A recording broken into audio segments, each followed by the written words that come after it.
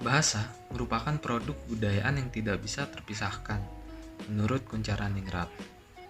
Menurut beberapa para ahli, budaya dan bahasa memiliki keterkaitan yang amat erat. Keeratan hubungan antara bahasa dan kebudayaan telah lama dirasakan oleh para linguis dan antropolog, sehingga pembicaraan mengenai relasi kedua bidang itu bukanlah topik baru dalam dunia ilmiah.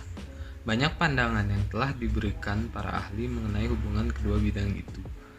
Dalam mengetahui hubungan antara keduanya, maka muncullah ilmu antropolinguistik, di mana ilmu ini menggabungkan antara ilmu antropologi dan linguistik. Kemudian, apa itu antropolinguistik? Secara sederhana, dapat disebutkan bahwa antropologi linguistik adalah kajian tentang manusia dan kebudayaan yang terkait dengan fungsi kebahasaan dan dinamika yang terdapat di dalamnya.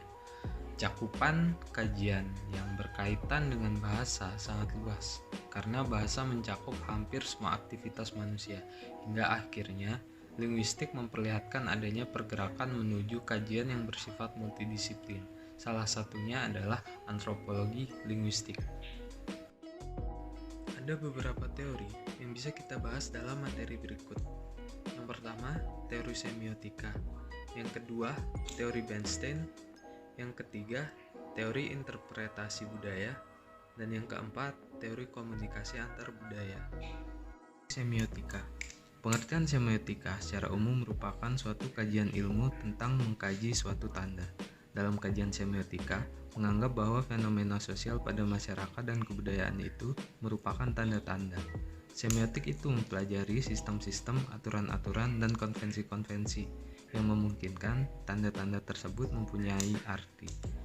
Teori ini menunjukkan bagaimana struktur bahasa yang digunakan dalam percakapan sehari-hari merefleksikan dan membentuk asumsi dari sebuah kelompok sosial.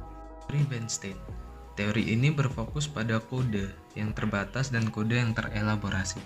Kode terbatas memiliki suatu jarak pilihan yang lebih sempit dan lebih mudah untuk memprediksi apa bentuk yang akan diambil.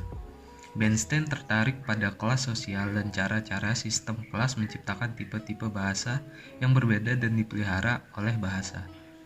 Asumsi dasar teori adalah bahwa hubungan yang dilakukan dalam satu kelompok sosial mempengaruhi tipe percakapan yang digunakan oleh kelompok.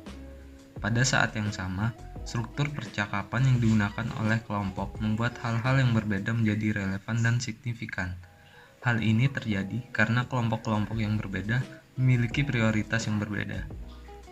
Dan bahasa muncul dari apa yang diperlukan untuk memelihara hubungan di dalam kelompok. Dengan kata lain, orang-orang belajar berdasar tempatnya melalui sifat kode bahasa yang mereka gunakan.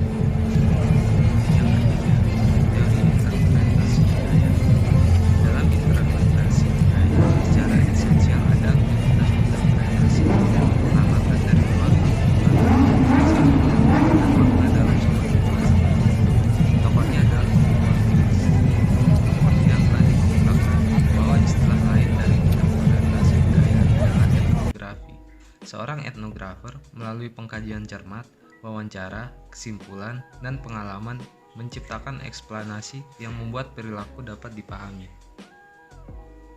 Yang terakhir adalah teori komunikasi antar budaya. Teori ini terdiri dari dua teori.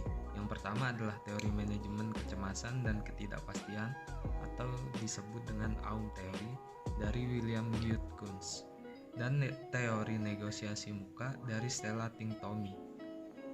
Aum teori berfokus pada pertemuan antar budaya, in-group, dan orang-orang asing. Aum teori dirancang untuk menjelaskan komunikasi tatap muka yang efektif. Dalam pada itu, teori negosiasi muka dari Stella Tinktomi dapat membantu menjelaskan perbedaan budaya dalam menghadapi konflik. Tinktomi berasumsi bahwa orang-orang dari setiap budaya selalu melakukan negosiasi muka. Istilah ini merupakan metafora bagi cita diri publik, suatu cara yang kita inginkan untuk dilihat orang-orang lain. Teori Tinktomi ini berlandaskan pada perbedaan antara budaya kolektivisme dan individualisme.